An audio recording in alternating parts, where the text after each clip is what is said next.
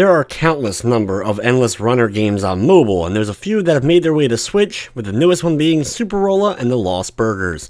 But is this a game that you should be snacking on, or has this burger meat gone rotten?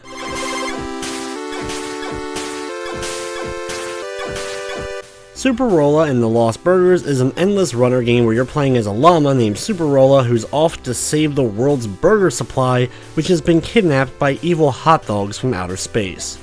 The plot makes about as much sense as everything else in the game, as it's filled to the absolute brim with parody of video games and pop culture, as well as tons of internet memes as well.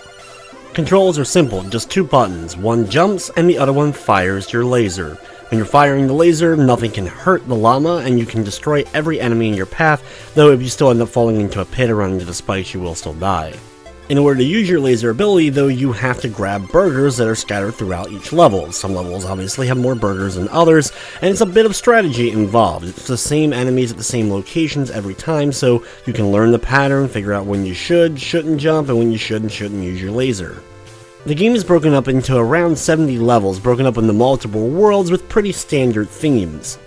Thankfully, the game tries to keep things fresh, changing up the style of level, the backgrounds, and even the vehicle that you're riding on. You'll have a skateboard level, a minecart level, you'll be able to swim underwater and ride on a missile while escaping a volcano. At the end of every 3 levels, you will have a minigame that you have to compete in, and if you end up failing the minigame, you'll have to go back to the beginning of that level, do the endless runner part, and then get another shot at the minigame. The one minigame is a Simon Says one, where you have to just press the correct button prompts as they're going across your screen. These are used to beat up various things, including a car similar to Street Fighter 2. The other one is just a time button press game that's based on Sam Cass's version of Rochambeau. Basically, you're seeing what your opponent's about to pick, and you just want to make sure that you pick the thing that will beat them. Outside of the main single-player story mode, there is an endless mode if you want to tackle that, as well as there's also a versus multiplayer mode for 2 players.